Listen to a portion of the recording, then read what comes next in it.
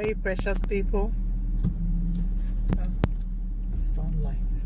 Hey, precious people. How's everyone doing today? There is a saying that a leader is supposed to lead by example. You do what you want them to do, not what you say. Because at the end of the day, children and the people around you, whether in families, they do what they see you do and know what you want them to do. There's a hot case right now happening in Nigeria, and it's about this Miss Chidinma Adaora and the late CEO of Super TV. Now, this man was, murdered 5 days ago, and they have been interviewing this girl, and I have taken time, to do research and to listen to videos about what is happening. And I have seen what people are writing and what people are saying. I mean, you begin to wonder, what is our hope now? What this story is about is this. Let me tell us what happened in a brief recap. Now, this girl is a student, a 300-year student. That she's in her third year in the university, and she happens to be a runs girl. A runs girl is girls that date men for money, and some say prostitutes, harlots or whatever, and they sleep with men for money. But she is in college, so I don't know the reason for her to do this, whether it's because she needs money for school or whatever, but I'll get to that later. But let me tell us the story. Now, this girl was dating this CEO of Super TV, and this is a very well-known TV cable station or network or something. And for the past 4 months, he's like a regular customer. And when he comes into town, they would rent a bedlet in a little motel and have their whatever meetings they do, whatever they do in the room there, customer and clients meetings. And this time around, this girl said they smoked. But first of all, this girl is 21 years old in her third year, and the man just turned 50. So he's in his 50s and she's 21. And this girl said the man brought some hard drugs, and they would smoke and they would eat and they would drink. So not only was she, I know she's not a minor, she's over 18, so she's an adult, but she's still a young adult. Her brain and everything is still forming, so she's still maturing. But this man would, they would share these drugs and alcohol, and they would go on this binging fest, and they would drink and smoke and and have sexual encounters for days until he's done with her, and then he leaves and he goes back to his family. I heard his family is in Abuja with his children, and he was supposed to go celebrate his 15 years or whatever years anniversary with his wife. So while he's supposed to celebrate his anniversary, and then he's traveling back to Lagos, Nigeria, and having interface with multiple women, or that is the life that he chose to live. And at this particular time, when they had this encounter, she said she wasn't in the mood for sexual encounter, but he was in the mood. She was high, she was tipsy, she was tired, but he forced himself on her. And then he came back for the next round, and she said, "I'm tired. I'm not happy with what you did the previous time. So please just leave me alone for now. I'm not happy." But he wanted to force himself on her again, and she tried to leave the room, but he locked the door, he hid the keys. Now, this girl looked for the keys, and she couldn't find the keys at first. And while she was trying, I guess the man got angry and came onto her in the kitchenette, and tried to choke her. She stretched her hands, she found a knife, and she stabbed him. She said it's in self-defense, and the story goes on. And she tried to run away again, and he took the knife and slit her hands. I mean, at the end of the day, she stabbed him multiple times, I think 3 times, and then ran away. But where the story got more interesting is she went and withdrew money from his account. So now, not only is he deceased, she did not let her parents know. She did not let the police know. Oh, look at what happened in self-defense. Or this. No. She went and withdrew money from his account. And then in the process, the bank had to stop it and traced it to her, and investigations went on, and it happened that she was the one that was with the man up to his last, that saw him alive last. So she was the one that she confessed that she killed him. 21 years old girl, like her life is just gone. A 50-year-old man, his life is gone. a man that the family depends on, his home, his kid depends on. I mean, what has the society turned to?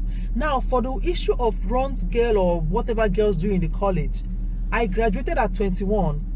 So I made a lot of mistakes in college. I lived life in college. And I know, and many of us, you and I, you know the things you did when you were in college. As a matter of fact, if there was social media when many of us were in college, only God knows what would have been posting. Only God knows. But many of us are claiming sense now because there's no video to video you when you were doing all those things you were doing in your college. So we are not sense. And nobody is justifying what this girl did. You know, but let us call a spade and not an agricultural material, because anything can be that.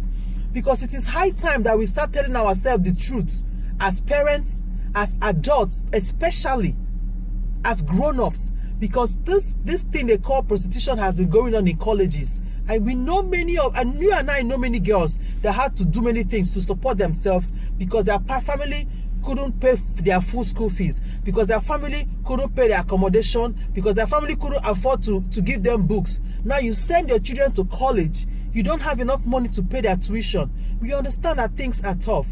And then these children go to school and they find ways to make money. The boys themselves go to school and they look for rich girls that they can hook up to that's going to help them pay their tuition, or they look for things they can do to help them pay their tuition.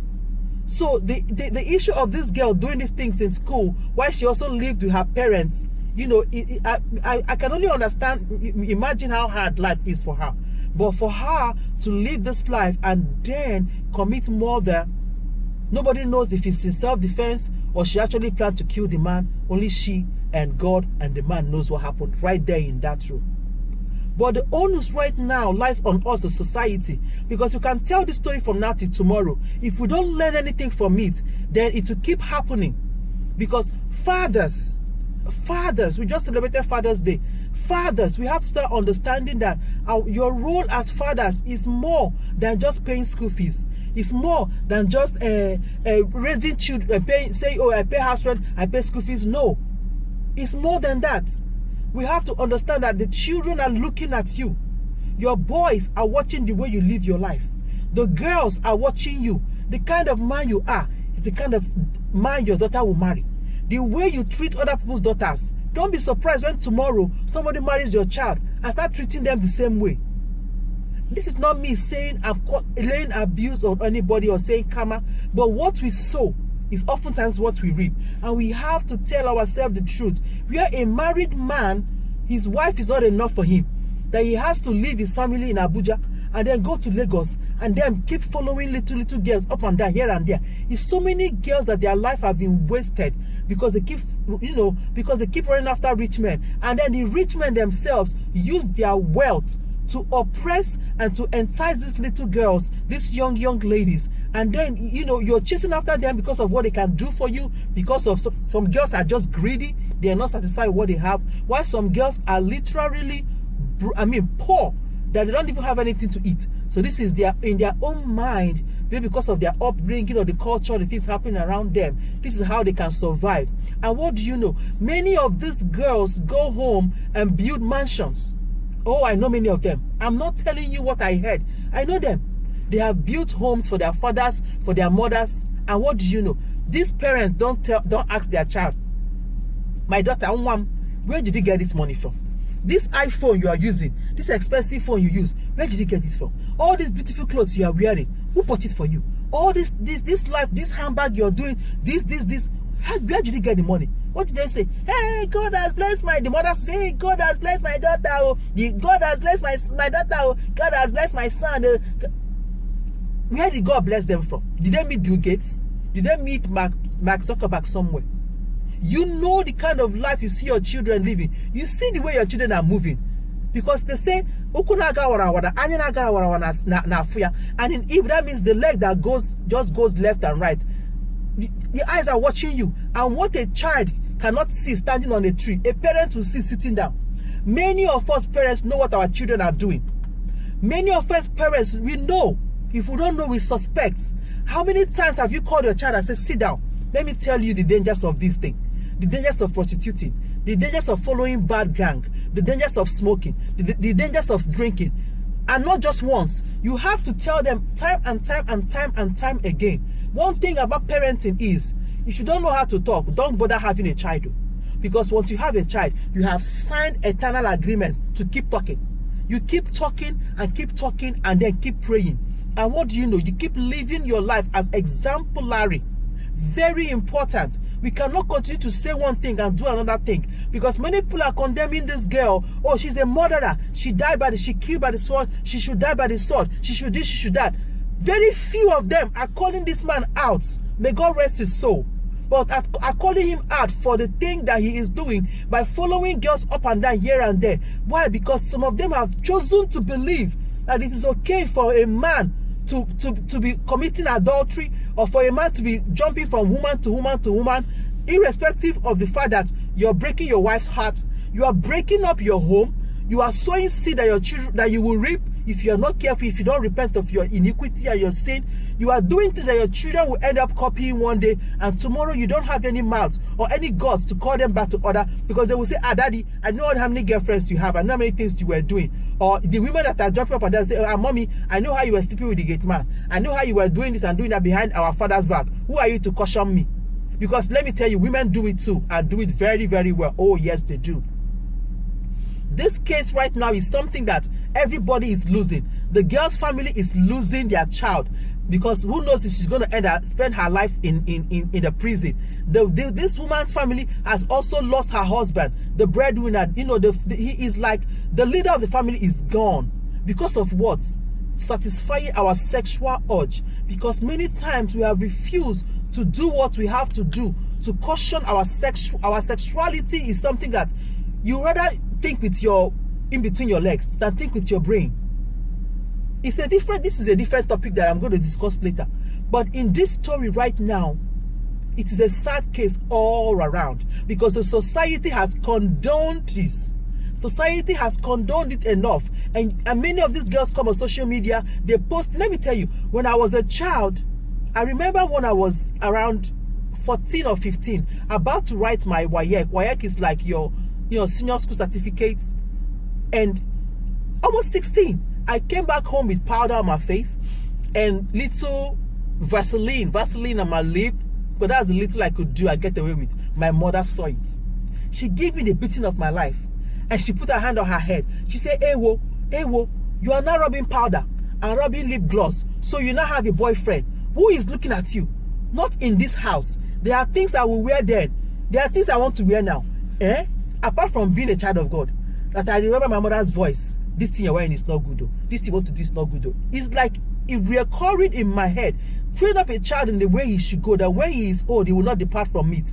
It's one thing is when you keep talking and talking and talking and talking, when your children want to do something in their mind will start telling them, your parents will not be happy. This thing you want to do, even after you doing it, it's not good though. You have to change. You have to stop doing it.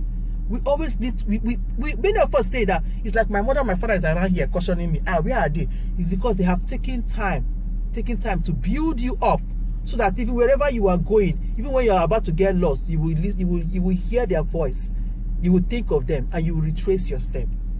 It's time for us as parents to start doing what you're supposed to do.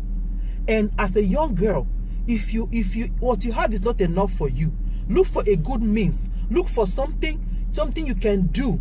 Look for, everybody has a gift and has a talent.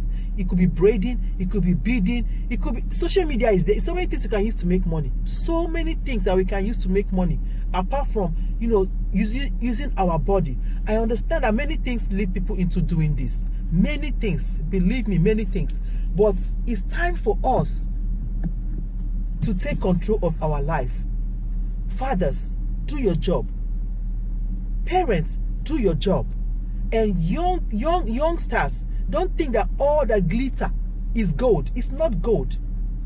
Because even that gold that you see, it took time. The gold had to go through fire and be refined to become that gold that shines that you want so bad. Life is not easy, I understand. Especially in Africa, in Nigeria, life is not easy. But we have to do better. And I hope that justice is found for this man, and I hope that the truth is told, and I hope that my fellow young My fellow precious sisters are seeing what is happening and retracing their step and thinking. And if you are in this line of business, that you are thinking of another line of business that you can do, because you are better than this and you are worth it. You are what a man loving, you are what a man caring and and taking care of. The Bible says in Matthew chapter 18 verse 6, the Bible says that we should make sure we don't lead children to sin, and that anybody that leads a child to sin, read it and see. Matthew 18:6. What will be hung on your neck? The punishment is too much. What Christ was preaching there. The punishment is too much. We should start telling our children the truth. Call your children to order. You can't see your child posting naked pictures or doing things on Facebook and you act like you don't see it. Or somebody tells you, hey, leave my child alone. Is it your own child that is better? And then tomorrow your child makes breaking news. Your child makes breaking news. Because sometimes you have been told, this is what I heard your child does. And instead of you to caution your child, you fight the person that is trying to help you save your child. There's fire on the mountain, and we are tired of running. This is not one of prayer. We have prayed enough. We have prayed and prayed enough. We have accused the devil of so many things that he did not do. Leave the devil alone. This one is our choices. Choices have, and decisions we make have repercussion. You make decisions and you take choices. Be ready to live to the repercussion. When you decide to leave your family and philander about, whether you're a man or a woman, be ready to take the repercussion, because nothing in this life is guaranteed, not even your life. So don't think that today I can go and sleep with any man. Today I can go and sleep with any woman. I can do anything and wake up as if you have your own life, as if you gave yourself life. You don't know if that thing you're doing that day is the end of your life. As I'm talking to you right now, I can sleep today and not wake up, and it's the end of my life. Nothing in this life is guaranteed. We only have hope and faith in God that he will bless us with long life. But he can decide to call us home any day. How are you living your life as a married man, as a young man, as a young lady, as a married woman? How are you living your life? And how is your life impacting your children and your family? We have to start telling ourselves the truth. Call a spade a spade. If you don't have money to send your children to school, go and teach them a handwork. Oh, this is a different video for another day. If your parents send you to school, as much as you're going to make mistakes, you're going to live life, that is fine. Nobody is holy, nobody is a saint. College is the time to find yourself. But while you're finding yourself, make sure that you try to do things that will not land you in perpetual doom, like this young lady. As a married man, as a married woman, retrace your step. Do what you can do to keep your family together. And let us stop breaking our homes apart and claiming and pointing at society and leaders, when we as leaders in our own home, we have failed at the mantle that God has given us as leaders in our families. Society, it's time for us to wake up. Precious people, I will tell you what happens next in this story. We are watching it, but we are praying that the man's soul rest in peace and that justice is found and that lesson is learned, so that this doesn't keep happening, because we are tired of this breaking news. We are tired of this. May God help us. I'll see you guys in the next video.